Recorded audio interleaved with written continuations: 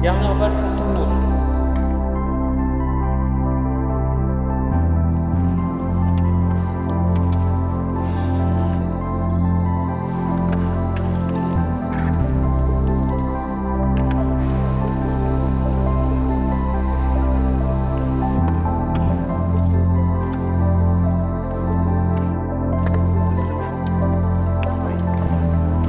Boccia veut dire boule en italien. C'est un sport qui a été inventé et conçu surtout pour les personnes à lourd handicap atteintes de paralysie cérébrale.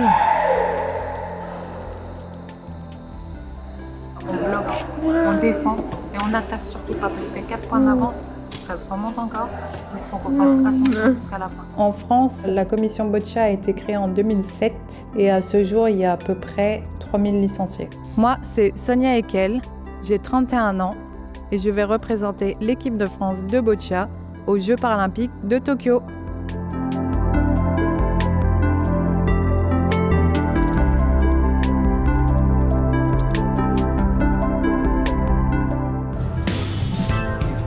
La Boccia, c'est un sport stratégique. C'est un mélange de pétanque, de billard, de curling et surtout d'échecs parce que c'est vraiment stratégique comme les échecs. C'est pas du tout une pétanque adaptée. Le fait que la Boccia n'ait pas d'équivalent chez les valides, je dirais que c'est un petit côté négatif parce que en termes de médiatisation, c'est un sport qui est largement moins connu alors que quand c'est un sport équivalent au niveau des valides, forcément ça touche les deux publics. Ah oui.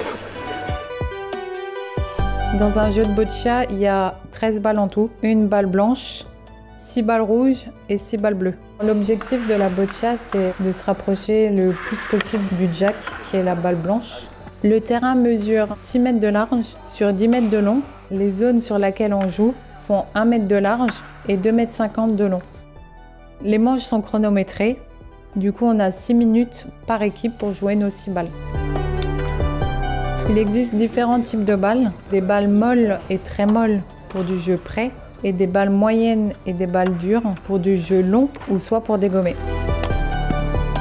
Quand les balles sont trop proches, on a différentes lamelles de différentes épaisseurs pour avoir vraiment être sûr de qui a le point de précision.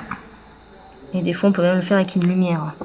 C'est un sport qui se joue en individuel ou en équipe. En équipe de France, mes partenaires, c'est Samir et Rodrigue. On est 2 sur le terrain, mais il y a un remplaçant. Mettez ce petit niveau d'exigence supplémentaire dans les prochains essais que vous allez faire. La rampe, ça me sert à lancer surtout les balles parce que j'ai pas la force musculaire au niveau des bras pour le faire avec les mains. La baguette, ça me sert à pouvoir pousser la balle avec ma bouche. Plusieurs rallonges qui permettent de monter la balle de plus en plus haut et du coup d'aller de plus en plus loin ou avec beaucoup plus de force. Florence est mon assistant sportif, mais aussi un ami qui est en colocation avec moi. Le rôle d'assistant sportif, c'est vraiment de faire les bras, les gestes que nous, on ne peut pas faire. Parce que nous, on fait la tête, eux, ils font les bras. Donc il va vraiment suivre les directives qu'on va donner pendant le match. Encore un peu. Par là-bas. Top. Il n'a pas le droit de regarder le match, il doit tourner le dos. Et il n'a pas le droit de parler non plus. Si jamais on gagne une médaille aux Jeux paralympiques, Florent aura aussi une médaille parce qu'il est considéré comme un athlète à part entière. Voilà. Je suis atteinte d'une myopathie des ceintures. J'ai une sœur jumelle qui a la même pathologie que moi. C'est en gros les muscles qui s'affaiblissent au fur et à mesure de l'âge. On l'a découvert à peu près à l'âge de 7-8 ans. Parce que j'ai eu des difficultés à marcher. J'ai découvert la boccia au lycée pendant mes cours de PS. J'ai changé de catégorie en 2015 parce que ma force musculaire a trop diminué. Je ne pouvais plus du tout jouer à la main. J'ai dû partir en BC3 pour pouvoir jouer avec une rampe. Quand je suis sur un terrain, j'oublie que je suis handicapée, j'y pense pas du tout.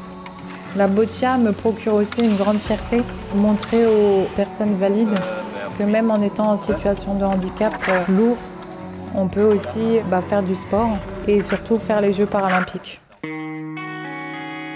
Martin dit très rapidement qu'en fait, une carrière à ce niveau-là, ça joue à pas grand-chose.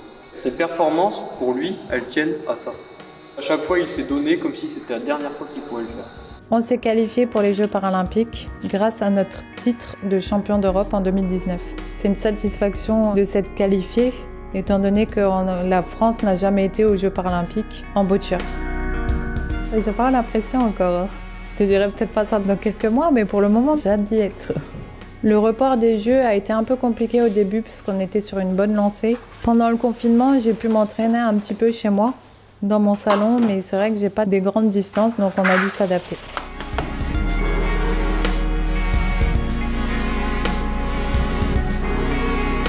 Est-ce que vous êtes toujours aussi déterminé?